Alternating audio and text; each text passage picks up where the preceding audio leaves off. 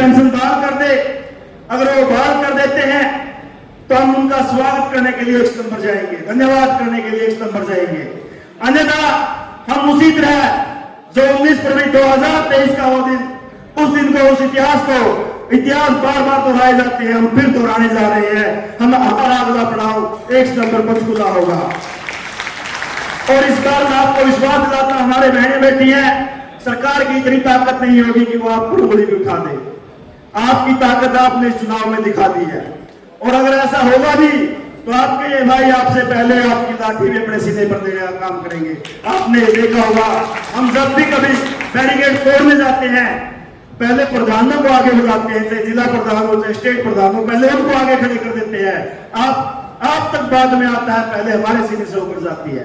तो इसलिए पेंशनवादी संघर्ष समिति पर विश्वास करते हुए 1 सितंबर को अपने परिवार सहित ज्यादा से ज्यादा संख्या में पंचकूला पहुंचने का काम करें।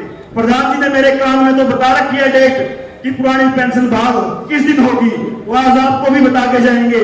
लेकिन सह शर्त है कि 1 सितंबर, अगर 1 सितंबर को भी सद्बुद्धि न आती हो तो जो हमने लोकसभा चुनाव में वोट फॉर ओपीएस की मुहिम चलाई थी, उस मुहिम में बढ़ चढ़कर साथ दे देना।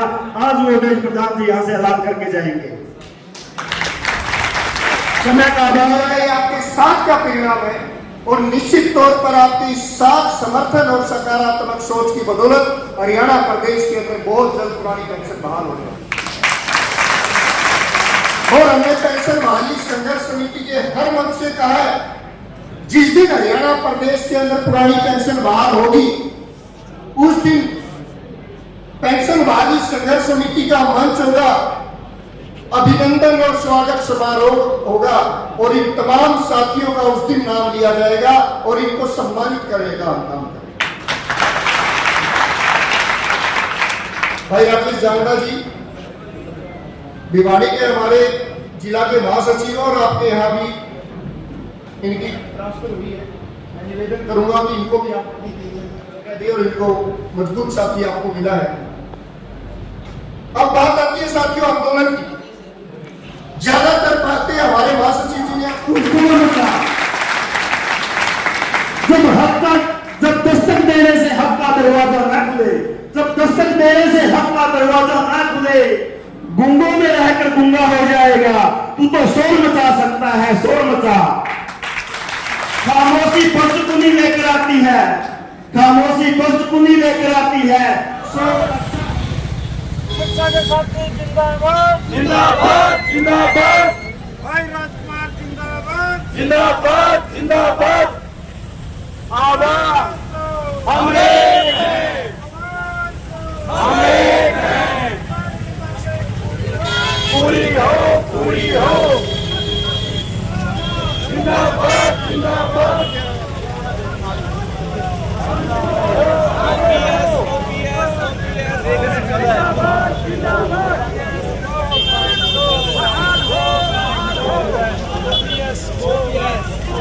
बड़ो अनुशासन अपनाए है।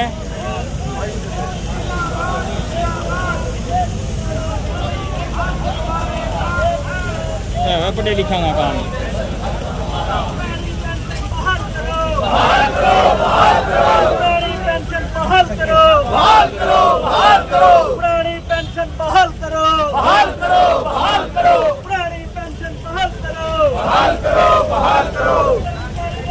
जिंदाबाद जिंदाबाद।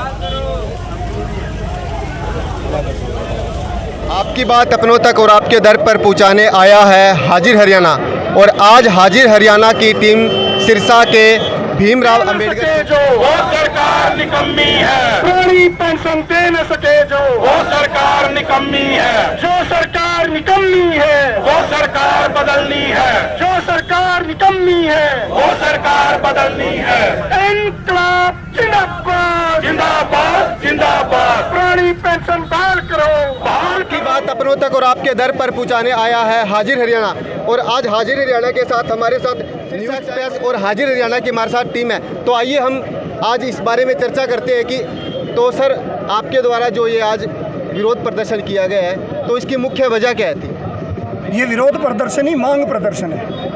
हम अपनी मांग के लिए पसीना बहा रहे हैं, अपने सुरक्षित भविष्य के लिए पसीना बहा रहे हैं और आने वाले युवा पीढ़ी के लिए एक सुरक्षित और सुखद भविष्य देने के लिए आज हम सड़कों पर हैं। और हमारी केवल एकमात्र मांग है, जो 2004 में केंद्र सरकार द्वारा पुरानी पेंशन नीति को ख़त्म करके बाजार आधारित नीति लागू की गई, उस पुरानी पेंशन को हम दोबारा की बहाली चाहते हैं। इसको लेकर पेंशन बहाली संघर्ष समिति तमाम विभागों के कर्मचारियों अधिकारियों के साथ मिलकर, तमाम कर्मचारी संगठनों के साथ मिलकर लगातार 6 साल से पुरानी पेंशन की मांग कर रही है। बड़े प्रदर्शन कर चुके हैं, साइकिल यात्राएं निकाल चुके हैं, आक्रोश प्रदर्शन कर चुके हैं, मुख्यमंत्री आवास का घेराव कर चुके हैं, लाठी डंडे और आंसू गैस के गोले सहन कर चुके हैं, लेकिन ना तो हम रुके हैं और ना रुकेंगे। आपके चैनल के माध्यम से मैं मुख्यमंत्री और पूरी कैबिनेट को चेतावनी देता हूं, या तो पुरानी पेंशन बहाल करो, नहीं तो निश्चित तौर पर जो लोकसभा में हमने प्रण लिया था कि आपको सत्ता से बेदखल करने का काम करेंगे, वही प्रण हमारा कायम भी है। और विधानसभा के अंदर हरियाणा का एक कर्मचारी अधिकारी, उनका परिवार, उनके रिश्तेदार, नातेदार, भाईचारा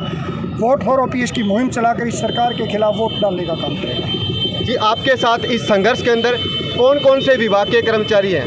देखिए, जैसा कि मैंने बताया, हरियाणा प्रदेश का तमाम कर्मचारी अधिकारी, 4th क्लास अधिकारी से लेकर 1st क्लास IAS अधिकारी तक इस मांग में शामिल है। बहुत सारे साथी हमारे सड़क पे हैं, बहुत सारे साथी आज हमारे दफ्तरों में सरकार की नीतियों तक जो जन जन तक पहुंचा रहे हैं, वहां पर काम कर रहे हैं। लेकिन मांग हमारे जो सभी कर्मचारियों साथियों की है। और इसी सिरसा की धरती पर पूर्व मुख्यमंत्री ने एक बयान दिया था कि 4 तारीख तक आपका और 5 का हमारा।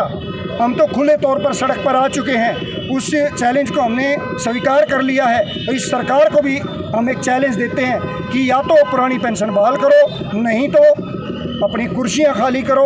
और ये निश्चित तौर पर जो कर्मचारी अधिकारी प्रण ले लेता है, क्योंकि एक संगठित समूह है और अपने निर्णय पर कायम रहता है, जो कहते हैं वो करते हैं, सरकार को बदलने का काम करेंगे। हरियाणा स्तर पर आगामी रूपरेखा क्या रहेगी? देखिए, अभी हमारे जिला स्तरीय प्रोग्राम जारी हैं। इसके बाद 31 तारीख को सुबह 9 बजे करनाल में और शाम को 4 बजे रोहतक में एकत्रित होकर हम क्रॉस मार्च निकालेंगे। उसके बाद 11 तारीख को फतेहाबाद में हम क्रॉस मार्च का समापन करेंगे जिला स्तरीय का। और फिर 1 सितंबर को पंचकुला में महारैली कर मुख्यमंत्री आवास का घेराव करने का काम करेंगे। तो आप हमारे साथ देख रहे थे प्रदेशाध्यक्ष पेंशन बहाल संघर्ष समिति की ओर से आज सिरसारियों ने सिरसा के अंदर पैदल मार्च निकाला। और इसी के तहत आइए, और हमारे साथ राज्य महासचिव ऋषि प्रधान जी है, तो आइए इनसे चर्चा करते हैं। तो ऋषि जी, किस प्रकार से आखिर आपकी ये जो यात्रा थी, पैदल मार्च था, किस तरीके से पूरी यात्रा रही? देखिए, आज ये 13वां ज़िला था जहां पर हमने यह क्रॉस मार्च निकाला। 28 जून से जींद से हमने इसका आगाज़ किया था और हम 2018 से लगातार संघर्ष रहता है। चाहे वो पिछली साल साइकिल यात्रा 1400 किलोमीटर की हमने पूरी की हो, राज्यपाल से हमने गुहार लगाई थी, लेकिन फिर भी ये गूंगी बहरी सरकार जाग नहीं रही है। अब देखिए, आंदोलन का स्वरूप बदल चुका है। हर एक जो नई पीढ़ी आती है वो नई विचारधारा लेके आती है। जो हमसे पहले के कर्मचारी थे वो धरने प्रदर्शन करते थे, लाठियाँ खाते थे, घर आकर बैठ जाते थे। उनका दर्द जब कम होता था 5-6 महीने बाद फिर आंदोलन करते थे। लेकिन इस बार हम बार लाठियाँ खाने के लिए नहीं है। हमने सीधी एक मुहिम चलाई है, वो है वोट फॉर ओपीएस।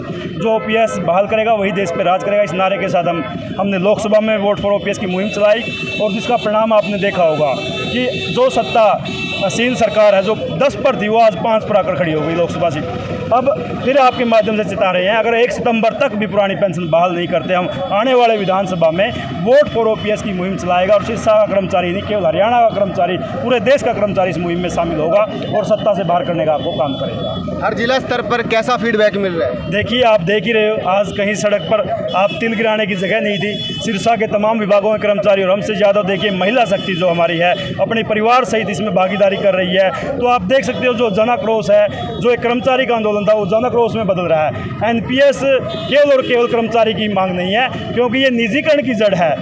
इन्होंने रोजगार के रास्ते भी बंद कर दिया। जिस दिन एनपीएस खत्म हो जाएगी, युवाओं के लिए रोजगार के रास्ते भी खुल जाएंगे।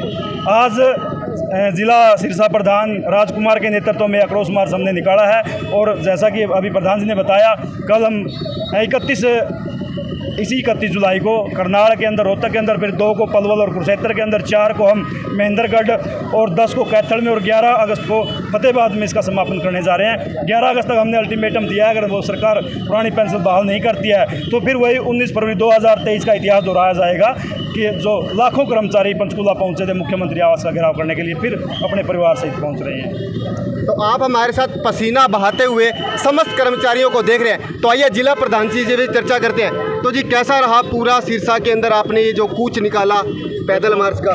पेंशन बहाली संघर्ष समिति हरियाणा के नेतृत्व में जिला सिरसा इकाई ना कभी पीछे हटी है, ना कभी पीछे रहेगी। आज पेंशन बहाली संघर्ष समिति सिरसा की जिला कार्यकारिणी, 7 खंड के प्रधान, 7 खंडों की कार्यकारिणियाँ, समस्त विभागों के समस्त संगठन पदाधिकारी हमारे बीच थे।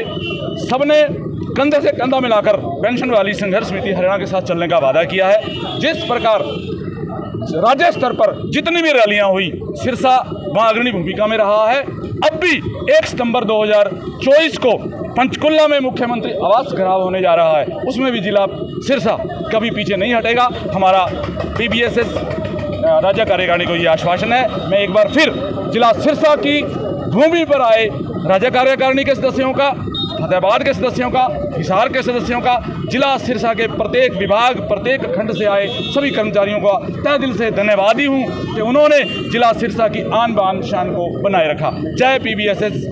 आप मीडिया के साथियों का बहुत बहुत शुक्रगुजार हूँ कि आपने हमारी आवाज़ को भारत के कोने कोने में पहुँचाने का काम किया है। आपने हमेशा ही हमारी आवाज़ उठाई है। इसी तरह आपसे निवेदन कि आगामी आंदोलनों में भी आप हमारे कंधे से कंधा मिलाकर हमारी आवाज़ को बुलंद करते रहेंगे। हम इस मीडिया के कर्मचारियों का, मीडिया के साथियों का, बहनों का मैं बहुत बहुत शुक्रगुजार हूँ और हमेशा ही रहूँगा। जय PBSS। जय भारत। भूमिका रहेगी इस आंदोलन के अंदर, और आपने प्रदेशाध्यक्ष जी को क्या आश्वस्त किया है सिरसा के लिए? देखो जी, सिरसा के धरने पेंशन बहाली संघर्ष समिति में किसी से छुपे नहीं है। तमाम हरियाणा में, हम हरियाणा के एक छोर पे हैं। अगर भाई ऋषि, भाई विजेंद्र हमें करनाल बुलाते हैं जो हरियाणा का दूसरा छोर है, अगर वो पंचकुला बुलाते हैं जो हरियाणा का बिल्कुल कॉर्नर है, हम सब साथी यहाँ से 3 बजे चलकर वहाँ पहुँचते हैं और सबसे पहले पहुँचने का काम करते हैं। ये केवल अकेली जिला कार्यकारिणी या अकेली राज्य कार्यकारिणी का काम नहीं है। खंड कार्यकारिणी हर एक विभाग के एक एक साथी की एकता का सबूत है कि जिला सिरसा आज पेंशन बहाली संघर्ष समिति हरियाणा के कंधे के साथ कंधा मिलाकर खड़ा है और हमेशा खड़ा रहेगा।